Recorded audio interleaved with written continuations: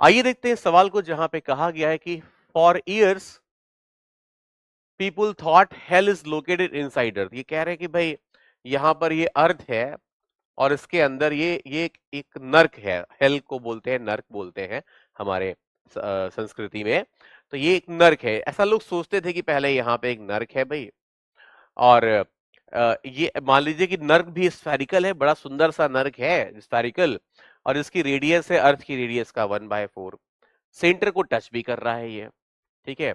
तो पूछा है what is the distance of centre of mass of the resulting body from C in kilometre.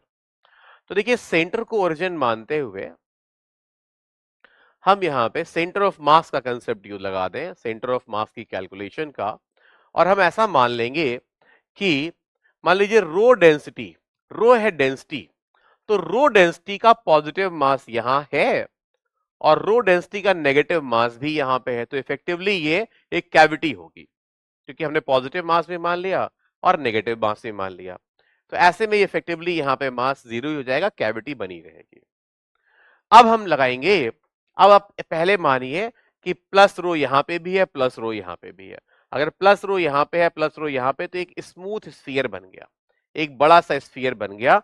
तो हम मान लेते हैं पॉजिटिव मास जो है वो m1 है, ये पूरा पॉजिटिव मास है। और ये यहां भी है, यहां भी है, बिल्कुल कोई नॉन यूनिफॉर्मिटी नहीं है, पूरे स्फीयर में ही है, ठीक है, m1 है। और इसका सेंटर ऑफ मास तो इसी जगह पे होगा।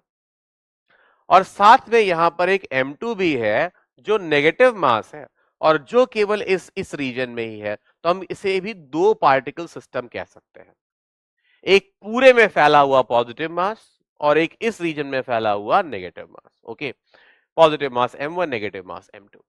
और ऐसे में अगर आपको सेंटर ऑफ मास निकालना है, सेंटर ऑफ मास की दूरी c से निकालनी है, तो c को ही सेंटर मानते हुए हम लिख सकते हैं xc equals to m1 x1 plus m2 x2 by m1 plus m2।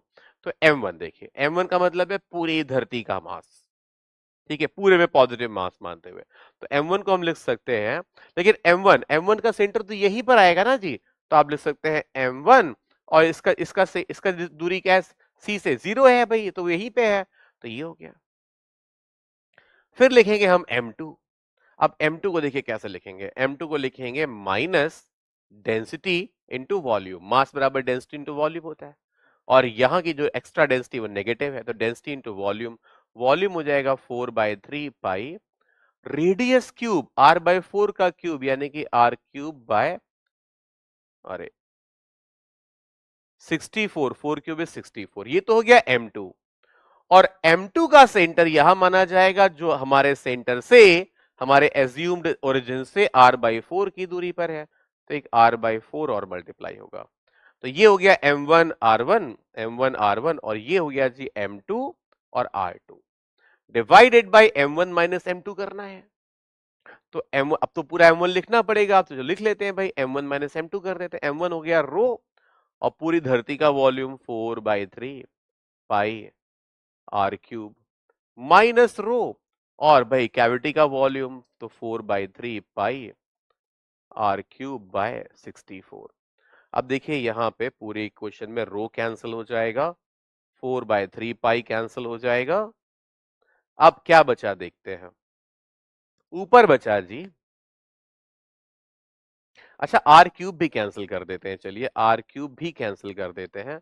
तो ऊपर बचा r/4 इंटू 64 और नीचे बचा 1 - 1/64 जो हो जाएगा 63/64। ये देखिए और कैंसिल हो गया, ठीक है। अब इन्होंने कहा है कि रेडियस की वैल्यू 6300 मान लो। तो अगर आप यहाँ पे r को 6300 कर देंगे तो 63 कैंसिल हो जाएगा, 100/4 बचेगा और 100/4 होता है 25 किलोमीटर। तो ध्यान रहे r की वैल्यू यहाँ पे 6300 माननी है। ओके, और ये it is based upon calculation of centre of mass. So देखिए आपका